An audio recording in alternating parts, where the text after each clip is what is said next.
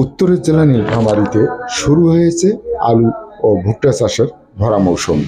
আর এই মৌসুমে নতুন নীতিমালার আওতায় সরকার ডিলার নিয়োগ প্রক্রিয়া উন্নত করেছে। ডিজিটাল ব্যবস্থাপনার মাধ্যমে বিতরণ করা হচ্ছে সার। কৃষকরা নির্দিষ্ট মূল্যে তাদের প্রয়োজনীয় সার পাচ্ছেন সঠিক সময়ে।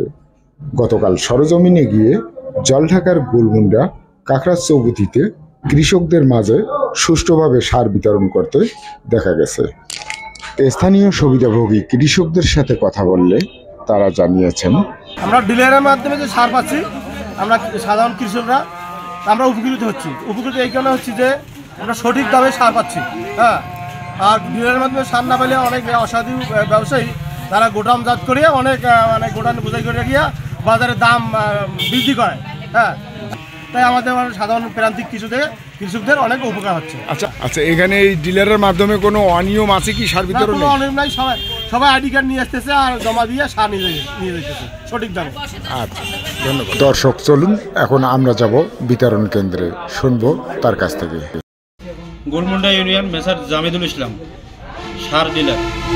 প্রতিনিয়ত আমরা কৃষক পর্যায়ে একটা ইউরিয়া, একটা ডিএপি, একটা পটাশ দিয়ে থাকি। বলেন। আমরা ডিলারের কাছ থেকে সার নিয়ে যাচ্ছি, কোনো সমস্যা নেই।